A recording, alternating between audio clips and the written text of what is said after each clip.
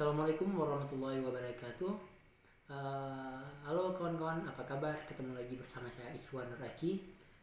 Kali ini saya ingin menjelaskan tentang sedikit tentang hukum perlindungan konsumen. Nah, pada kesempatan kali ini kita bakalan ngebahas tentang apa itu sih konsumen dan apa itu hukum perlindungan konsumen.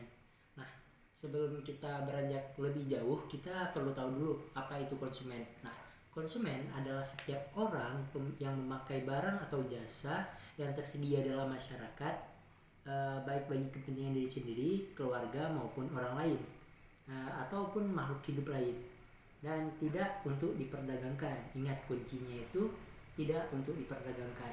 Nah, jadi yang dimaksud dengan konsumen itu adalah orang yang membeli barang atau jasa untuk kepentingan sendiri, orang lain, keluarga, ataupun makhluk lain. Contoh, kita beli makanan kucing, itu kan bukan buat orang lain tapi untuk hewan. Nah, jadi itu juga tetap kita dinamakan sebagai konsumen. Kata kuncinya yang membedakan konsumen dengan bukan konsumen adalah tidak untuk diperdagangkan atau untuk tujuan ekonomis. Kalau dia misalnya katakan saya beli 5 sabun, 1 saya pakai sendiri, 4 saya jual lagi nih.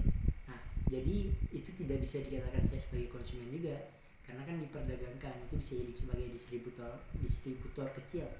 Nah, untuk untuk yang kita gunakan sendiri itu kita dinamakan konsumen. Nah, kenapa konsumen ini perlu dilindungi? Kenapa dia dilindungi oleh undang-undang? Karena dia sebagai pengguna akhir, dia tentu memiliki hak-hak sebagai seorang konsumen yang harus dipenuhi.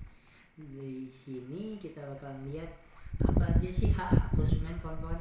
Nah, hak-hak konsumen itu yang pertama ada hak atas keamanan, keselamatan, dan kenyamanan.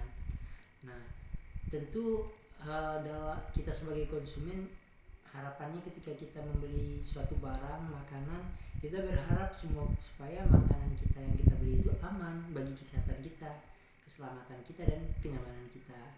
Untuk kenyamanan ini bisa dalam bentuk kehalalan produk sehingga kita nyaman, nggak membuat kita risih. Nah, karena kan di Indonesia ini mayoritas penduduknya muslim, jadi untuk kenyamanannya juga. Kemudian yang kedua, memilih barang atau jasa. Jadi setiap konsumen itu berhak buat memilih atau barang atau jasa apa sih yang bakalan dia pakai. Jadi nggak boleh ada unsur pemaksaan di situ. Nah, yang ketiga itu informasi yang didapatkan oleh konsumen harus benar, jelas, jujur tentang atau barang dan jasa. Nah, jadi informasinya itu nggak boleh sepotong-sepotong, teman-teman. Kita harus memiliki informasi yang komprehensif sehingga kita mendapatkan informasi yang benar terhadap produk yang kita beli, sehingga kita tidak sebagai konsumen tidak dirugikan.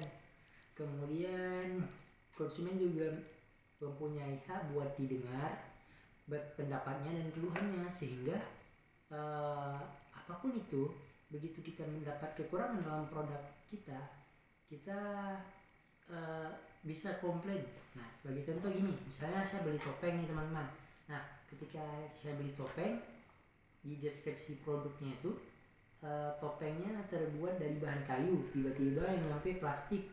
Nah, saya sebagai konsumen bisa berhak untuk memberikan keluhan kepada penjualnya, si tradernya, pedagangnya, karena saya tidak mendapatkan produk yang sesuai dengan yang saya pesan. Nah, kemudian poin yang kelimanya, penyelesaian sengketa secara patut. Nah, jika saya melakukan komplain, mengeluh terhadap si yang jualan, kebetulan saya belinya di online, di toko online melalui Shopee, saya berhak komplain ke pihak Shopee-nya. Begitu saya komplain, harus diselesaikan nih sama pihak Shopee-nya. Harus ada undang-undang yang mengatur kita ketika komplain, pihak Shopee-nya wajib untuk bertukar gitu. Jadi ada beberapa mekanismenya untuk kegiatan. Biasanya kalau kita jual beli online, begitu kita unboxing nih dari kotaknya, begitu ini kita disuruh videoin. Jadi begitu ada barangnya yang rusak atau tidak sesuai dengan keinginan, kita bisa komplain ke pihak distributornya. Nah, kemudian konsumen juga berhak mendapatkan pendidikan konsumen. Kita sebagai konsumen tuh, ingat teman-teman, kita harus cerdas.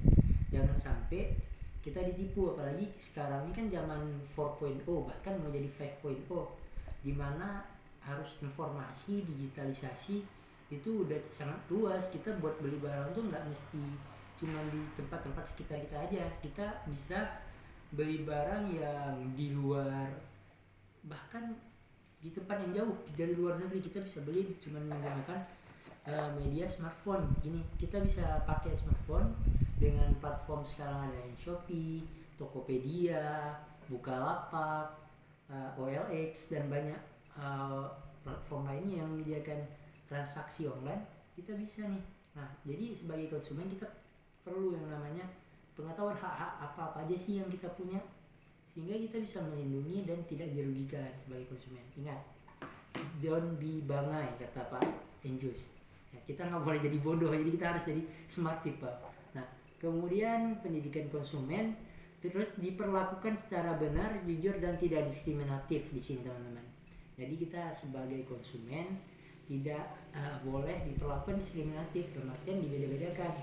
Kita berhak mendapatkan hal yang sama, kemudian mendapatkan kompensasi atau ganti rugi. Nah, ini juga bila barang yang kita beli tidak sesuai dengan deskripsi barang, atau barang yang kita beli itu misalnya kita belanja di toko grosir, di minimarket atau sebagainya, kita beli barang terus barangnya itu udah expire.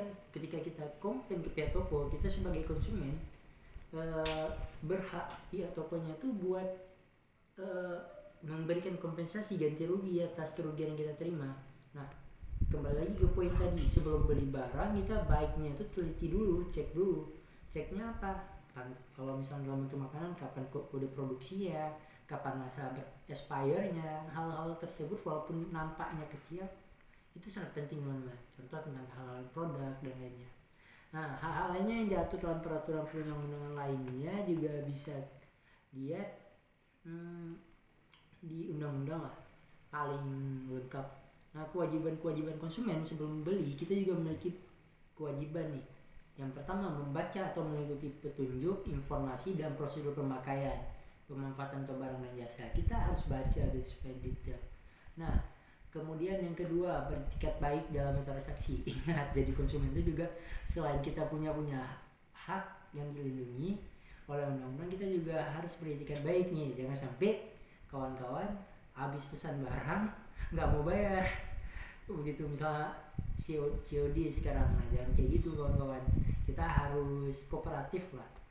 Nah, ketiga, membayar sesuai kesepakatan. Nah, juga untuk hal-hal seperti itu juga harus kita perhatikan. Kemudian mengikuti upaya penyelesaian sengketa secara patut.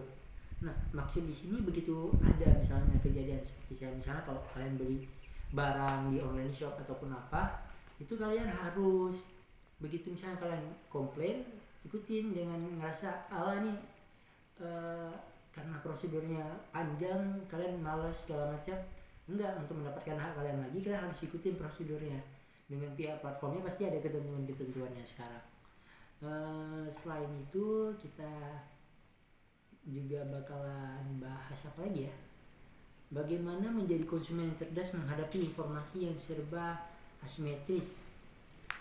Jadi dengan kondisi sekarang ini, kalau untuk menjadi konsumen yang cerdas ya, kita yang pertama kayak tadi kawan-kawan, kita harus paham hak kita sebagai konsumen apa, terus bagaimana mekanisme barang yang kita mau beli apa, terus platformnya di mana, kita teliti dulu barang-barangnya ini resmi atau enggak. Nah, untuk perlindungan konsumen sendiri di Indonesia sudah diatur dalam perundang-undangan ya. Jadi untuk sebagai konsumen kita cuma tinggal cerdas saja, mau membaca, mau belajar, sehingga hal-hal yang dapat merugikan konsumen bisa kehindari. Jadi kalau kita malas baca, kita nggak mau tahu, searching di internet segala macam, itu kita jadi konsumen yang gak cerdas gitu loh teman-teman. Kemudian kalau pada dasarnya kalau dalam aspek konsumen ini kita harus lihat kan hubungan transaksi itu kan hubungan perjanjian ya antara dua belah pihak ya. Karena begitu kita membeli barang, dia katakan sepakat, itu itu ada hubungan transaksi. Jika barangnya nggak sesuai, si penjualnya udah wan prestasi gitu loh teman-teman.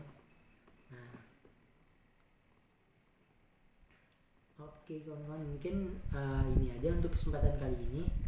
Untuk mungkin untuk dasar-dasar hukumnya, untuk lebih jelasnya kalau kita bakalan bahas di video selanjutnya. Oke teman-teman, thank you for watching my video. Jangan lupa subscribe. Dadah.